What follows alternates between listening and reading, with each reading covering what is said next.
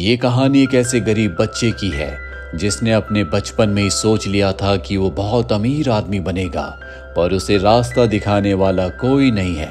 उसे अपनी मंजिल तक खुद ही पहुंचना होगा। Bollywood silver screen presenting rising high.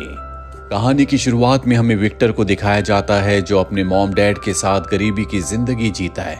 हालात तब और भी बद से बदतर हो जाते हैं जब विक्टर के डैड की जॉब छूट जाती है। उसके बाद उसकी मॉम भी एक अमीर आदमी के लिए इन दोनों को छोड़कर चली जाती है। विक्टर उस दिन फैसला करता है कि वो आगे चलकर बहुत पैसे कमाएगा।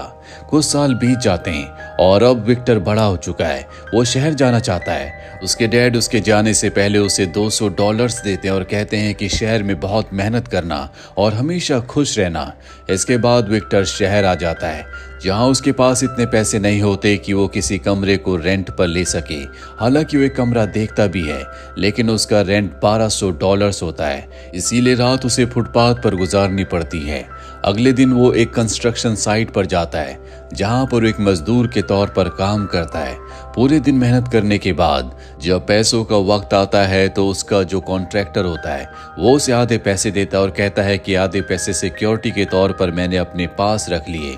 विक्टर के पास आज भी इतने पैसे नहीं है कि वो रात गुजारने के लिए कहीं पर छोटा मोटा कमरा किराए पर ले सके, इसीलिए वो एक बेंच पर लेट जाता है। बेंच पर लेटे हुए उसे ख्याल आता है कि अगर वो इसी तरह से काम करता रहा तो कभी वो जिंदगी में आगे नहीं बढ़ पाएगा। इसीलिए अगली सुबह वो अपने लिए बहुत अच्छे कपड़े खरीदता है जिन्हें पहनकर उसे कॉन्फिडेंस आता है। जिसके बाद वो एक कैफे में जाकर अपने नकली डॉक्यूमेंट्स बनाता है, साथ ही अपना इनकम सर्टिफिकेट बनाता है जिसमें उसकी इनकम $20,000 है। और अब वो एक रियल एस्टेट एजेंट से मिलता है। रियल एस्टेट एजेंट उसके कपड़े देखकर समझ जाती है कि ये बहुत ज्यादा प्रीमियम नहीं है, इसीलिए वो बहुत ज्यादा उसे एंटरटेन नहीं कर रही होती। पर जब वो अपना इनकम सर्टिफिकेट दिखाता है जिसमें $20,000 उसकी इनकम है तो वो उससे बहुत इम्प्रेस हो जाती है। जिसके बाद वो उसे प्रीमियम अपार्टमेंट किराए पर देने के लिए तैयार हो जाती है जिसका मंथली रेंट $3400 है और अब हर महीने $3400 रेंट चुकाना होगा। इसीलिए वो उसी कंस्ट्रक्शन साइट पर जाता है जहां पर उसने एक दिन पहले काम किया था। वहां पर जितने भी वर्कर्स होते हैं वो उन सबको इकट्ठा करता है और कहता है कि मुझे पता है कि तुम एक रात रुकने के लिए $38 चुकाते हो, पर मेरे पास एक प्रीमियम अपार्टमेंट है जिसमें हर तरह की फैसिलिटीज है और उस जगह पर रहने के लिए तुम्हें मात्र एक दिन के $40 देने होंगे और ना ही तुम्हें अपना इनकम सर्टिफिकेट दिखाना होगा। बहुत सारे वर्कर्स उसके साथ चलने के लिए तैयार हो जाते हैं और जब वो उस अपार्टमेंट को देखते हैं तो बहुत खुश हो जाते हैं। यहाँ पर विक्टर हिसाब लगाता है कि सारे खर्चे निकालने के बाद भी उसे महीने के $6000 बच रहे होते हैं, इसीलिए वो इसी तरह के 10 और अपार्टमेंट्स को किराए पर ले लेता है और देखते देखते उसके पास बहुत सारे पैसे जमा हो जाते हैं। और एक रात को उसे पता चलता है कि जो अपार्टमेंट उसने रेंट पर लिया था वहां पर रहने वाले लोग आपस में बहुत बुरी तरह से लड़ रहे हैं। उन्होंने अपार्टमेंट की हालत खराब कर दी होती है। विक्टर जब वहां पर जाता है तो उसे अपनी आंखों पर विश्वास नहीं होता। इनके आपस की लड़ाई की वजह से नेबर्स ने पुलिस को कॉल कर दिया होता है। साथ ही वो एजेंट भी आ जाती है जिसने विक्टर को रेंट पर दिया था। अब अरेस्ट होने के डर से वो पुलिस से भागना शुरू कर देता है। उसके साथ एक और आदमी भागता है जिसका नाम गैरी होता है और जब ये पुलिस से बहुत दूर निकल जाते हैं तो ये एक बार में जाते हैं जहां पर विक्टर गैरी को अपने बिजनेस के आइडियाज बताता है जो उसे बहुत अच्छे लगते हैं। इन दोनों को समझ में आ चुका है कि अगर इन दोनों को अमीर बनना है तो इन्हें रियल एस्टेट के बिजनेस में जाना होगा। ये एक ऑक्शन में जाते हैं जहां पर प्रॉपर्टी नीलाम हो रही होती है, पर ये ज्यादा ऊपर बोली नहीं लगा पाते क्योंकि इनके पास लिमिटेड पैसे हैं। इसीलिए दोनों के दोनों वहां से बाहर निकल जाते हैं जहां पर बाहर एक गार्ड को देखते हैं और अब विक्टर गार्ड से बात करता है। वो कहता है कि हम तुम्हें कुछ पैसे देंगे लेकिन अगले ऑक्शन में तुम्हें हमारी मदद करनी होगी। गार्ड इनकी बात मान जाता है। अब ये अगले ऑक्शन में जाते हैं जहां पर इनके जैसे और भी बहुत सारे लोग प्रॉपर्टी खरीदने के लिए आए होते हैं। गार्ड उन सबको एक दूसरे कमरे में ले जाता है जहां पर ऑक्शन नहीं हो रही होती और ये दोनों के दोनों उस कमरे में चले जाते हैं जहां पर ऑक्शन होती है। इन दोनों के अलावा वहां पर कोई नहीं होता, इसीलिए सस्ते दामों में बहुत सारी प्रॉपर्टी खरीद लेते हैं। अगली ऑक्शन एक बहुत बड़ी बिल्डिंग की होती है जिसकी कीमत होती है $3.5 लाख। इतने पैसे इनके पास नहीं है, लेकिन फिर भी विक्टर बिडिंग करता है और 3.5 लाख में उस 20 फ्लोर की बिल्डिंग को खरीद लेता है। 7 दिनों में इन्हें पैसे चुकाने होंगे, वरना इनके हाथ से बिल्डिंग जाने के साथ साथ इनके ऊपर बहुत बड़ा फाइन भी लगेगा। गैरी विक्टर से पूछता है कि हम इतने पैसे कहां से लाएंगे। वो कहता है कि हम बैंक से लोन लेंगे। इसके बाद ये गैरी की एक दोस्त जो कि बैंक में मैनेजर होती है उससे मिलने के लिए जाते हैं और लोन की डिमांड करते हैं, पर इनके पास कोई भी डॉक्यूमेंट्स नहीं होते। इसीलिए बैंक मैनेजर पूछती है कि तुम्हारे पास सिक्योरिटी के लिए क्या है। विक्टर कहता है कि हमारे पास 20 फ्लोर्स की एक बिल्डिंग है और हर एक फ्लैट की कीमत, हर एक अपार्टमेंट की कीमत $3 लाख है, जिसका मतलब ये है कि उस पूरी बिल्डिंग की कीमत $6 मिलियन है। हालांकि ये सच नहीं होता, उन फ्लैट्स की, उन अपार्टमेंट्स की इतनी कीमत नहीं होती। बैंक मैनेजर जिसका नाम निकोल है वो इनकी बातों में आ जाती है। उसे लगता है कि अगर उसने इतना बड़ा लोन पास किया तो उसे भी प्रमोशन मिलेगा, इसीलिए वो इन्हें लोन दिलवा देती है। इसके बाद विक्टर गैरी के एक दोस्त की मदद से कुछ ऐसे लोगों के नंबर्स निकलवाता है जिन्हें प्रॉपर्टी में इन्वेस्ट करना होता है या जिन लोगों को प्रॉपर्टी खरीदनी है। इसीलिए उन सब क्लाइंट्स को अपनी प्रॉपर्टी पर बुलाते हैं, लेकिन उससे पहले ये खुद उस प्रॉपर्टी को देखने जाते हैं। जब ये अंदर जाते हैं तो इन्हें पता चलता है कि बिल्डिंग की हालत बहुत ज्यादा खराब है। अगर ये किसी क्लाइंट को इस बिल्डिंग को दिखाएंगे तो वो कभी यहाँ पर पैसों को इन्वेस्ट नहीं करेंगे। कल यहाँ पर सभी क्लाइंट्स को आना होता है, इसीलिए दोनों के दोनों अपने एक तीसरे साथी के साथ मिलकर खुद ही एक पूरे के पूरे अपार्टमेंट को पेंट करते हैं। पूरी रात काम करने के बाद इनका काम खत्म हो जाता है। अगली सुबह यहाँ पर सभी क्लाइंट्स आ जाते हैं। ये बहुत जोश के साथ अपने फ्लैट को, अपने अपार्टमेंट बिल्डिंग को उन लोगों के सामने प्रेजेंट करते हैं। सब लोगों को इनका उत्साह देखकर इन पर विश्वास हो जाता है, इसीलिए सब के सब डॉक्यूमेंट्स पर साइन कर देते हैं। यहाँ पर एक बूढ़ा आदमी भी होता है जो कहता है कि मैं इस अपार्टमेंट को खरीदने के लिए अपनी जिंदगी भर की कमाई लगा रहा हूँ। मैं अपने ग्रैंडसन को एक गिफ्ट देना चाहता हूँ। विक्टर कहता है कि आप चिंता मत करो, हम आपके साथ कोई भी स्कैम नहीं करेंगे। इनके सभी अपार्टमेंट्स बिक जाते हैं।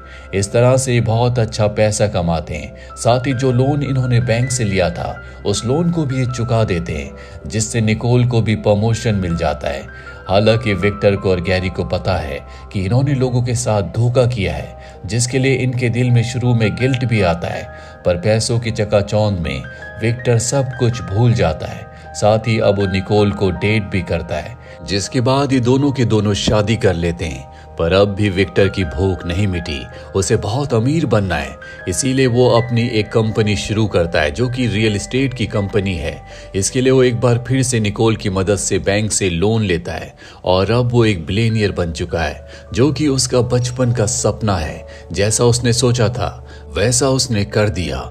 अपने लिए रहने के लिए बहुत बड़ा घर खरीदता है, अपने पिता को एक लग्जूरियस गाड़ी देता है और इसके बाद वो एक बहुत महंगा नेकलेस लेकर अपनी मॉम के पास जाता है। उन्हें नीचा दिखाना चाहता है। वो कहता है कि आपने मुझे और मेरे डैड को पैसों के लिए छोड़ दिया था। उसकी मॉम ये सुनकर हैरान हो जाती है। वो कहती है कि तुम्हें शायद कोई गलतफहमी हुई है, मैंने कभी तुम्हें और तुम्हारे डैड को पैसों के लिए नहीं छोड़ा, बल्कि इस इंसान से जिससे मैंने शादी की, मुझे उससे सच में प्यार हो गया था। वो उसके नेकलेस को भी एक्सेप्ट नहीं करती।